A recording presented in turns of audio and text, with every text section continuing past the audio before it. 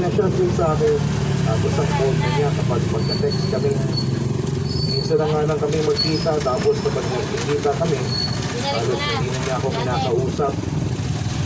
Nakatutok pa siya sa cellphone niya kaysa sa akin. Hindi ba sign na rin yun na may babayang isang lalaki? Tinutok pa ni Cherry. Aba, matay ko. Nagkakarama kasi ako nagkaroon ng girlfriend. Eh, hindi ko alam ang gagawin ko kung sakali. Magluloko ako sa girlfriend ko. Sagot ko pa kay Cherry. Lahat na yata ng sama ng loob ni Cherry kay Marco ay sinabi niya sa akin ng araw na yon, Papa Dudut. Mahigit isang oras kami nag-usap. Pagkakataon ko na sana yon para sabihin kay Cherry na hiwalayan na niya si Marco, pero nang tanungin ko siya kung mahal pa niya si Marco, at sinabi niya na oo, ay naisip ko na si Marco pa rin ang kasiyahan ni Cherry.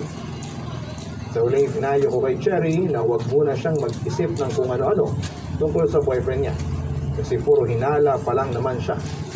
Saka na lang siya magdesisyon kung ano ba ang dapat na kahinatnan ang relasyon nila ni Marco kapag meron na siyang ebidensya at talagang niloloko siya nito. Sinabi ko rin na mag-usap sila ng masinsinan.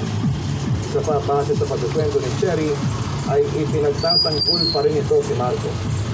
At araw kasi meron siyang pagkukulang, kaya naisipan ni Marco na maghanap ng iba. Pero sabi ko kung sakali pa na meron siyang pagkukulang,